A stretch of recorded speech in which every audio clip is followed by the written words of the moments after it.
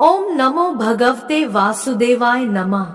मेरे प्यारे भाइयों और बहनों, स्वागत है आपका हमारे YouTube चैनल धर्म संग्रह पर।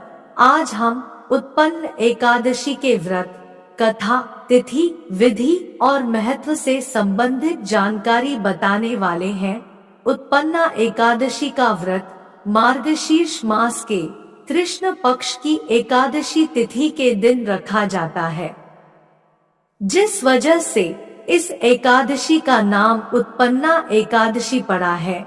दरअसल उत्पन्ना एकादशी के दिन मूर नामक असुर का वध माता एकादशी ने किया था। मार्गशीर्ष माह के कृष्ण पक्ष की एकादशी तिथि के दिन ही माता एकादशी की उत्पत्ति हुई थी, इसलिए इस एकादशी का अधिक महत्व है। आइए जानते हैं उत्पन्ना एकादशी व्रत की तारीख, मुहूर्त, पूजा विधि और महत्व। एकादशी तिथि का आरंभ 8 दिसंबर को सुबह 5:06 से होगा और 9 दिसंबर को सुबह 6:31 तक एकादशी तिथि रहेगी। उत्पन्ना एकादशी पूजा के लिए शुभ लाभ मुहूर्त सुबह 8:19 से लेकर 9:37 तक।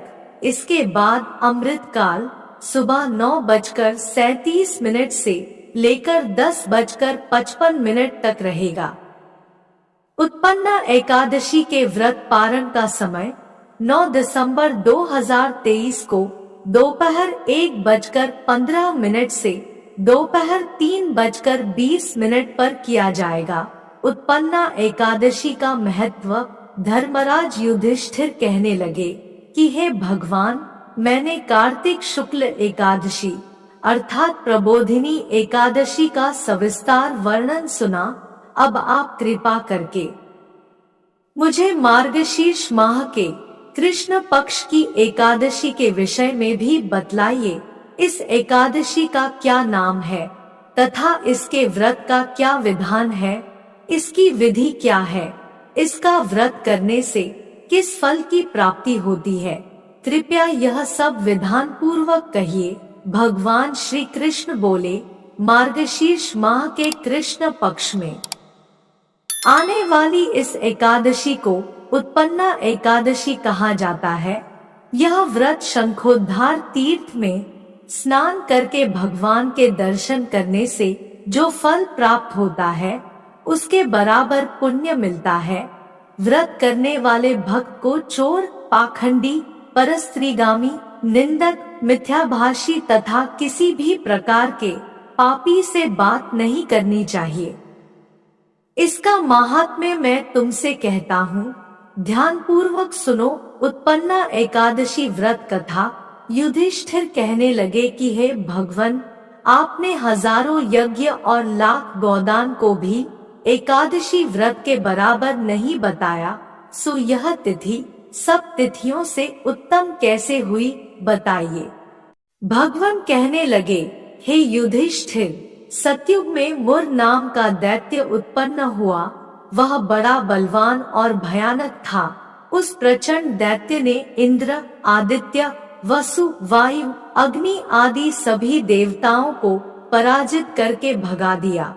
तब इंद्र सहित सभी देवताओं ने भयभीत होकर भगवान शिव से सारा वृत्तांत कहा और बोले, हे कैलाशपति, मुर दैत्य से भयभीत होकर सब देवता मृत्यु लोक में फिर रहे हैं।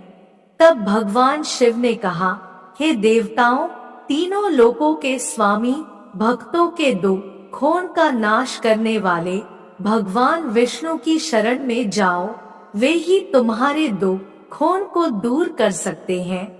शिवजी के ऐसे वचन सुनकर सभी देवता क्षीर सागर में पहुँचे।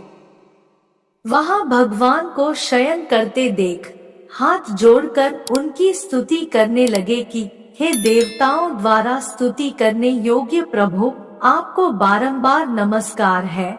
देवताओं की रक्षा करने वाले मधुसूदन, आपको नमस्कार है। आप हमारी रक्षा करें। दैत्यों से भयभीत होकर हम सब आपकी शरण में आए हैं। आप इस संसार के कर्ता, माता पिता, उत्पत्ति और पालन करता और संहार करने वाले हैं। सबको शांति प्रदान करने वाले हैं। आकाश और पाताल भी आप ही हैं। सबके पितामह ब्रह्मा, सूर्य, चंद्र, अग्नि, सामग्री, होम, आहुति, मंत्र, तंत्र, जप, यजमान, यज्ञ, कर्म, कर्ता, भोक्ता भी आप ही हैं। आप सर्वव्यापक हैं। आपके सिवा तीनों लोकों में चर तथा अचर कुछ भी नहीं है।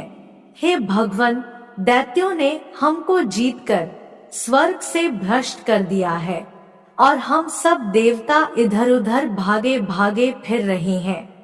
आप उन दैत्यों से हम सबकी रक्षा करें। इंद्र के ऐसे वचन सुनकर भगवान विष्णु कहने लगे कि हे इंद्र, ऐसा मायावी दैत्य कौन है जिसने सब देवताओं को जीत लिया है? उसका नाम क्या है? उसमें कितना बल है और किसके आश्रय में है तथा उसका स्थान कहाँ है? यह सब मुझसे कहो।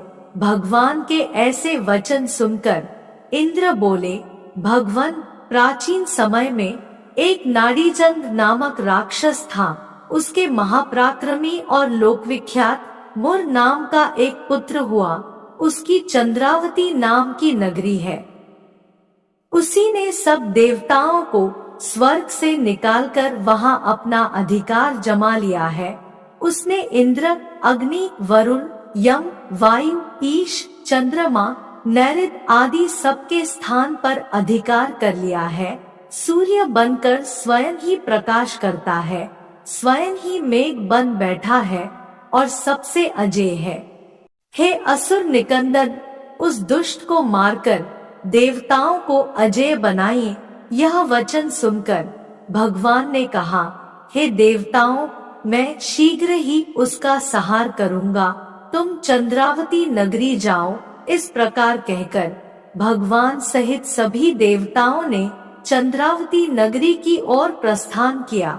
उस समय जब दैत्य मोर सेना सहित युद्ध भूमि में गरज रहा था, उसकी भयानक गर्जना सुनकर सभी देवता भय के मारे चारों दिशाओं में भागने लगे।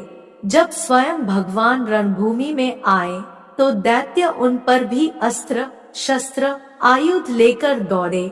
भगवान ने उन्हें सर्प के समान अपने बाणों से बींध डाला। बहुत से दैत्य मारे गए, केवल मुर बचा रहा। वह अविचल भाव से भगवान के साथ युद्ध करता रहा। भगवान जो भी तीक्ष्ण बाण चलाते वह उसके लिए पुष्ट सिद्ध होता। उसका शरीर छिन्न भिन्न हो गया, किंतु वह लगातार युद्ध करता रहा। दोनों के बीच मल्लयुद्ध भी हुआ। 10,000 वर्ष तक उनका युद्ध चलता रहा, किंतु मुर नहीं हारा। थककर भगवान बद्रिकाश्रम चले गए। वहां हेमवती नामक सुंदर गुफा थी। उसमें विश्राम करने के लिए भगवान उसके अंदर प्रवेश कर गए। यह गुफा 12 योजन लंबी थी और उसका एक ही द्वार था। विष्णु भगवान वहां योगनिद्रा की गोद में सो गए। मुर भी पीछे पीछे आ गया और भगवान को सोया देखकर मारने को उद्यत हुआ। तभी भगवान के शरीर से उज्जवल कांतिमय रूप वाली देवी प्रकट हुई। देवी ने राक्षस मुर को ललकारा, युद्ध किया और उसे तत्काल मौत के घाट उतार दिया। श्री हरि जब योग निद्रा की गोद से उठे तो सब बातों को जानकर उस देवी से कहा कि आपका जन्म एकादशी के दिन हुआ है, अतः आप उत्पन्ना एकादशी के नाम से पूजित होंगी। आपके भक्त वही होंगे जो मेरे भक्त हैं। जय श्री हरि। ओम नमो भगवते वासुदेवाय नमः। हर हर महादेव। जय माता की। आशा है कि आपको आज की कथा और जानकारी पसंद आई होगी, तो उसके लिए एक कमेंट, एक लाइक, एक सब्सक्राइब और एक शेयर अवश्य करें। धन्यवाद।